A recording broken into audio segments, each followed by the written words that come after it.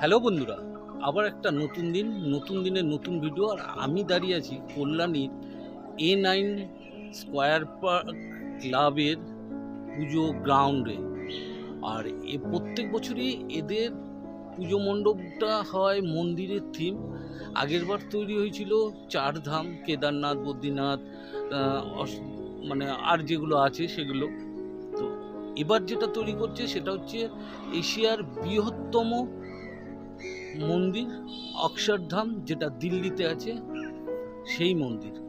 আর সেই মন্দিরটা যে কত বড় সেটাই আজকে দেখাবো। আর পুজোর বাকি আছে 38 দিন। তো সেই 38 দিন আগে পুজো মণ্ডপটা কতটা তৈরি হয়েছে আর কি তৈরি হচ্ছে সবটা আজকে তোমাদের সঙ্গে শেয়ার করব। তো চলো আজকের ভিডিওটা শুরু করা যাক। এখন আমি রয়েছি square park A9, কল্যাণীর A9 square park ক্লাবের পুজো গ্রাউন্ডে। আর আমার পেছনে হচ্ছে পুজো মণ্ডপ। দেখো, এটা হচ্ছে এশিয়ার বৃহত্তম মন্দির অক্ষরধামের আদলে তৈরি হচ্ছে এই মণ্ডপটা। তো আজকে তোমাদের এই মণ্ডপটা কতটা কি তৈরি হয়েছে টোটালটা তোমাদের সঙ্গে শেয়ার করব। তো চলো ধীরে ধীরে এবার মণ্ডপের দিকে এগোই। এবার যে পুজো মণ্ডপের ভেতরে, বাইরেটা আগে দেখিয়ে দিই, তারপর মণ্ডপের ভেতরে যাব। আর তোমরা নিশ্চয়ই দেখতে পাচ্ছ চারিদিকে পুজোর সামগ্রী সব কিছু পড়ে রয়েছে প্যান্ডেলে, যেগুলো তৈরি হচ্ছে। বাঁশ রয়েছে, কাঠামো তৈরি হয়েছে, এই যে কাঠামোগুলো তৈরি করেছে এইগুলো। আর সবথেকে বড় জিনিস, দেখো ওখানে কতগুলো হাতি রাখা আছে, ওটা পরে দেখাচ্ছি। তো চলো আগে পুজোর প্যান্ডেলটার ভেতরটা কতটা কি তৈরি হয়েছে সেইটা তোমাদেরকে আগে দেখি। আর এই হলো পুজো প্যান্ডেল অক্ষরধাম। আজকে প্রায় 2 মাসের কাছে হয়ে গেল এই প্যান্ডেলটা শুরু হয়েছে। আর এই দেখো ভেতরটা, দেখো দেখেছো চারিদিকে বাঁশ, কয়েক লাখ বাঁশ আছে। এত বড় একটা প্যান্ডেল তৈরি করতে যা লাগে। আর এই হলো প্যান্ডেলের ভেতরটা, দেখো কত সুন্দর। সব টোটালটা প্লাইউডের কাজ চলছে। ওপরে দেখো, ওপরটা দেখো, পুরো অক্ষরধাম যেরকম ভেতরে, অক্ষরধামের ভেতরে ঠিক সেরকমভাবেই এরা চেষ্টা করছে সেই অরিজিনাল অক্ষরধামের মতো টোটাল থিমটা, প্যান্ডেলটাকে রেডি করার। আর তার জন্য রয়েছে প্রচুর কর্মচারী। এখন দুপুরবেলা, তাই জন্যে তারা এখন রেস্ট নিচ্ছে। আর এই দেখো প্যান্ডেলের প্রত্যেকটা পার্ট যেগুলো তৈরি হয়েছে। আর এটা তৈরি হচ্ছে পুরোটাই প্লাইউডের উপরে।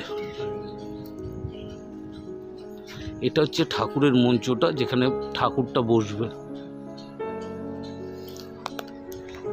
তো চলো এবার দেখাই তোমাদের হাতিগুলো। যে হাতিটা আমি তোমাদের দেখালাম সেই হাতি, দেখেছো এখানে কাজ করার জন্য কত রকম যন্ত্রপাতি তারা নিয়ে আসছে।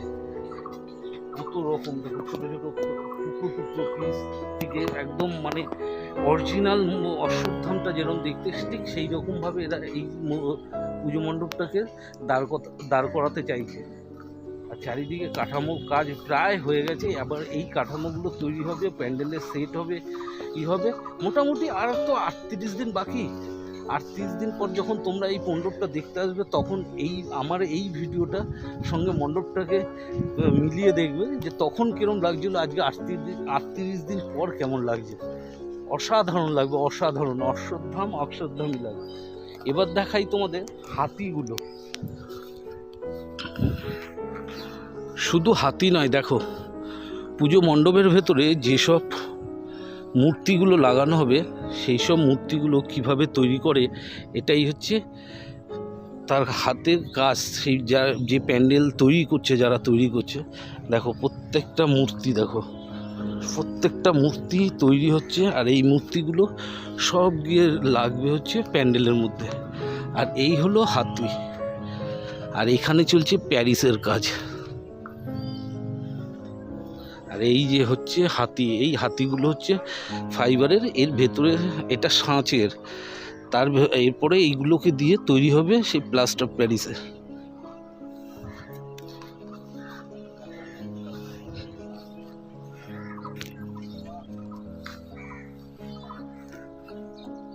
দেখো, বিশাল বড় মন্দির, বিশাল বড়। আর কত সুন্দর, যখন পুজো প্যান্ডেলটা কমপ্লিট হয়ে যাবে এই মাঠটা, মানে এখানে আসতে গেলে তখন একটা জমজমাট ব্যাপার থাকবে। এখন ফাঁকা। আর প্যান্ডেলটা দেখো কি সুন্দর তৈরি করেছে, প্রত্যেকটা স্টেপ বাই স্টেপ, প্রত্যেকটা ডিজাইনকে ধরে ধরে তারা ফুটিয়ে তুলেছে। তো A9 ব্লকের পুজো মণ্ডপটা তোমাদের কেমন লাগলো অবশ্যই কমেন্ট করবে, শেয়ার করবে, লাইক করবে। যারা সাবস্ক্রাইব করেন তারা অতি অবশ্যই সাবস্ক্রাইব করে বেল আইকনটা টিপে দাও, যাতে পরের ভিডিওর নোটিফিকেশনটা তোমাদের কাছে খুব তাড়াতাড়ি পৌঁছে যায়। তো চলো